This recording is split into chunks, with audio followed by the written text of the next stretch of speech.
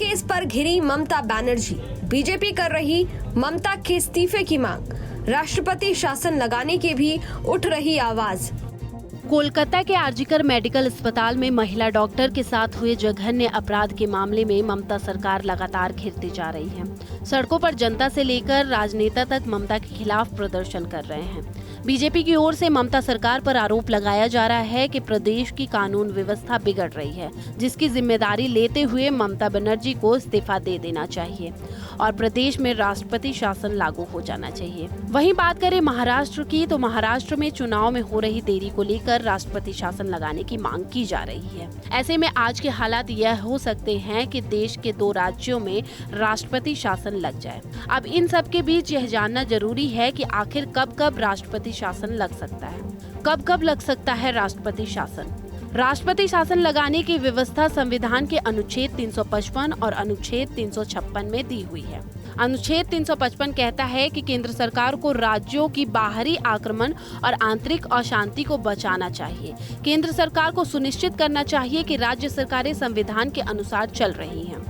356 में राष्ट्रपति को यह शक्ति दी हुई है कि वो राज्य में संवैधानिक तंत्र के विफल होने पर राज्य सरकार की शक्तियों को अपने अधीन ले सकता है। किसी राज्य में राष्ट्रपति शासन की घोषणा करने के लिए अक्सर इन दोनों अनुच्छेदों का एक साथ इस्तेमाल होता है। अगर राज्य सरकार संविधान के अनुसार काम करने में विफल रहती है तो राज्यपाल इसको लेकर राष्ट्रपति को एक रिपोर्ट भेज सकता है। राज्यपाल की सिफारिश को जब कैबिनेट की सहमति मिल जाती है तो किसी राज्य में राष्ट्रपति शासन लग सकता है। जरूरी नहीं कि राष्ट्रपति शासन हमेशा कानून व्यवस्था बिगड़ने पर लागू हो।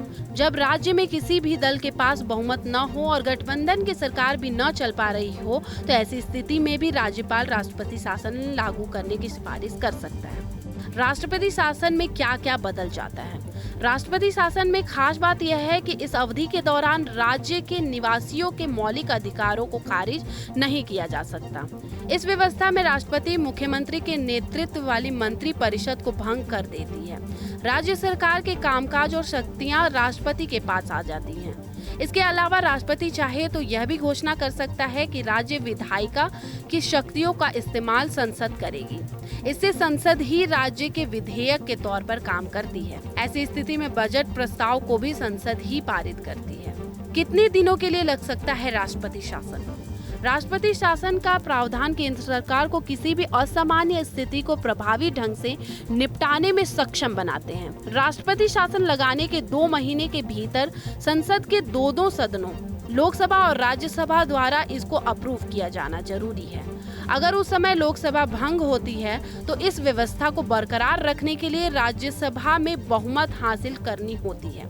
फिलहाल लोकसभा गठन होने के 1 महीने के भीतर वहां भी अप्रूवल लेना जरूरी है। दोनों सदनों की ओर से सहमति मिलने पर राष्ट्रपति शासन 6 माह तक रहता है। इसे 6 माह करके अधिकतम 3 साल तक बढ़ाया जा सकता है। ऐसी ही तमाम बड़ी खबरों को देखने के लिए जुड़े रहिए न्यूज स्टेट के साथ।